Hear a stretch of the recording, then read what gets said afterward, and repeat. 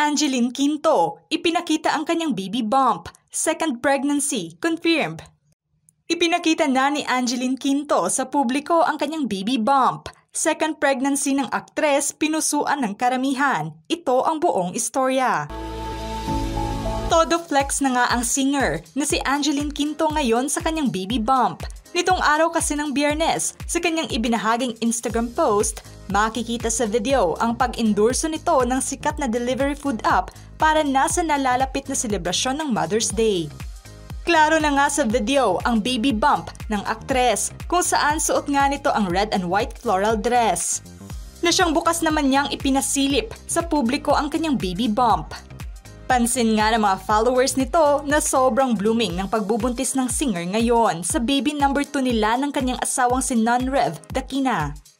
Bago pa man ang pasilip nito sa kanyang baby bump, ay una ng espekulasyon na buntis na nga ito bago pa man sila magpalitan ng I do noong April 25 sa Quiapo Church.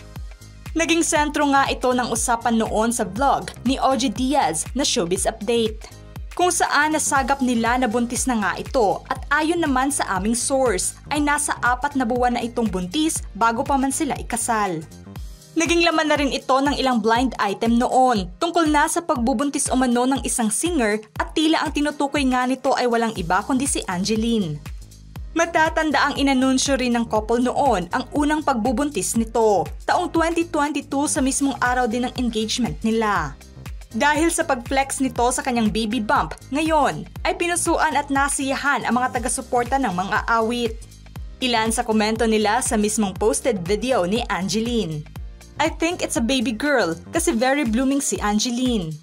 Angeline, your baby bump is showing.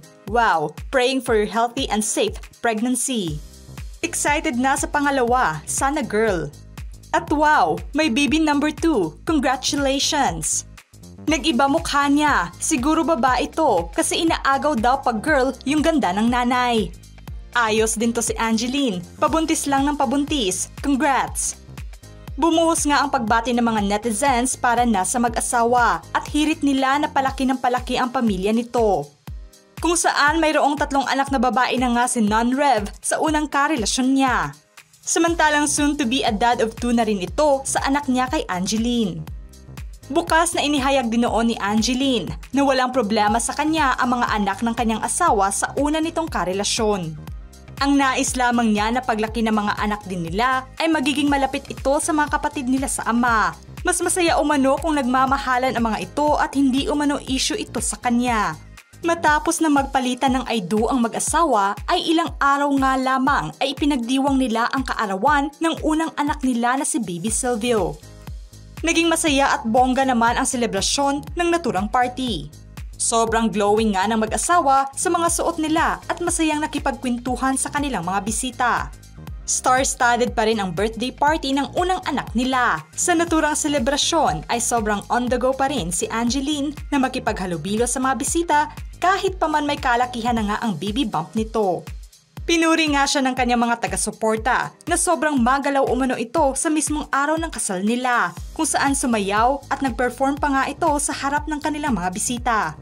Sinaluduhan nga nila ito na nagsaya pa rin siya sa mismong araw ng kasal niya kahit pa man buntis na ito. Sa ngayon ay wala pang direktang pahayag at pagkumpirma si Angeline sa kanyang pagbubuntis ngayon sa pangalawa nilang anak ng kanyang asawa. Mula dito sa amin sa Showbiz Philippines, congratulations on your second pregnancy, Angeline!